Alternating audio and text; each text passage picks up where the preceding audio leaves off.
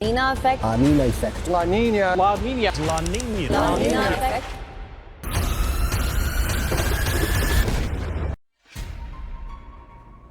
ला नीना एक natural climate pattern है। यह पैसिफिक ओशन में होता है। ला नीना का मतलब स्पेनिश में होता है छोटी बच्ची। इस पैटर्न में सेंट्रल और ईस्टर्न इक्वेटोरियल पैसिफिक का ओशन टेम्परेचर बहुत ज्यादा ठंडा हो जाता है। ला नीना एक बहुत बड़े क्लाइमेट साइकिल का हिस्सा है जिसे एल नीनो सदर्न ऑसिलेशन या एनसो कहते हैं। ला नीना का डेवलपमेंट विंड पैटर्न्स में होने वाले बदलाव से जुड़ा है। बहुत तेज हवाएं पैसिफिक ओशन के ऊपर चलती हैं। ये हवाएं गर्म पानी को पश्चिम की ओर धकेल देती हैं। जैसे ही गर्म पानी हटता है, ठंडा पानी गहराई से सेंट्रल और ईस्टर्न पैसिफिक की सतह पर आ जाता है। इस प्रोसेस को अपवेलिंग कहते हैं। ठंडे पानी के अपवेलिंग का ओशन टेम्परेचर पर बहुत ज्यादा असर पड़ता है। यह ऊपर के एटमॉस्फेयर को भी प्रभावित करता है। ओशन और एटमॉस्फेरिक कंडीशंस में बदलाव पूरी दुनिया के वेदर पैटर्न्स को प्रभावित करते हैं। ला नीना आमतौर पर हर कुछ साल में आता है। यह कई महीनों या कई सालों तक भी रह सकता है। ला नीना का असर पूरी दुनिया पर होता है। यह रेनफॉल पैटर्न्स, टेम्परेचर्स और स्टॉर्म ट्रैक्स में बदलाव लाता है। ला नीना का दुनिया भर के वेदर पैटर्न्स पर बहुत दूर तक असर पड़ता है। इसकी वजह से कुछ रीजन्स में बहुत ज्यादा बारिश और बाढ़ आ सकती है, जबकि कुछ रीजन्स में सूखे की स्थिति हो जाती है।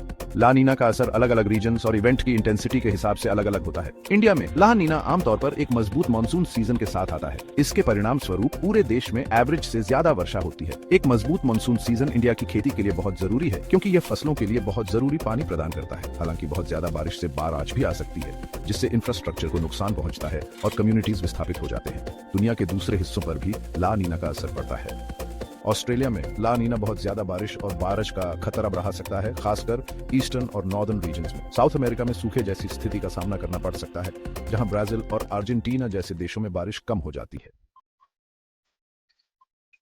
वैज्ञानिक ला नीना और ग्लोबल वार्मिंग के बीच के रिश्ते पर पूरी तरह से स्टडी कर रहे हैं। हालांकि ला नीना एक नेचुरल क्लाइमेट पैटर्न है, लेकिन ऐसे बहुत सारे एविडेंस मिल रहे हैं कि क्लाइमेट चेंज इसकी इंटेंसिटी और फ्रीक्वेंसी को प्रभावित कर रहा है। ग्लोबल वार्मिंग की वजह से पृथ्वी का एवरेज टेम्परेचर BR चेंज रहा है। यह वार्मिंग ट्रेंड पैसिफिक ओशन और एटमॉस्फेरिक सर्कुलेशन पैटर्न्स को प्रभावित कर सकता है, जो ला नीना को बढ़ावा देते हैं।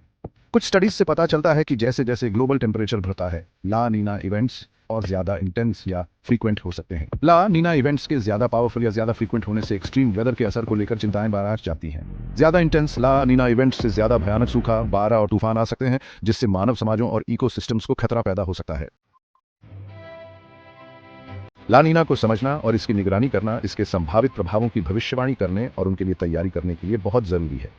ला नीना की निगरानी करने और इसके डेवलपमेंट के बारे में अर्ली वार्निंग्स देने के लिए वैज्ञानिक तरह तरह के टूल्स और टेक्निक्स का इस्तेमाल करते हैं। ला नीना के की इंडिकेटर्स में से एक पैसिफिक ओशन का सी सरफेस टेम्परेचर है। ओशन टेम्परेचर को मापने और समय के साथ होने वाले बदलावों को ट्रैक करने के लिए वैज्ञानिक सैटेलाइट्स, बॉयज और दूसरे इंस्ट्रूमेंट्स का इस्तेमाल करते हैं। ला नीना के डेवलपमेंट और एवोल्यूशन की निगरानी करने के लिए वे विंड पैटर्न्स और प्रेशर सिस्टम्स जैसी एटमॉस्फेरिक कंडीशंस का भी विश्लेषण करते हैं। ला नीना की जानकारी agriculture, water management, disaster preparedness और पब्लिक हेल्थ सहित कई सेक्टर्स के लिए जरूरी है। फार्मर्स फसलों की बुवाई और कटाई के बारे में सही फैसले लेने के लिए ला नीना फोरकास्ट्स का इस्तेमाल कर सकते हैं। वाटर मैनेजर्स बाढ़ या सूखे के खतरे को कम करने के लिए वाटर स्टोरेज और डिस्ट्रीब्यूशन स्ट्रेटजीज को एडजस्ट कर सकते हैं। ला नीना की बारीकी से निगरानी करके और इसके संभावित प्रभावों को समझकर हम इस शक्तिशाली क्लाइमेट पैटर्न से उत्पन्न होने वाली चुनौतियों के लिए बेहतर तरीके से तैयारी कर सकते हैं और खुद को उनके अनुकूल बना सकते हैं।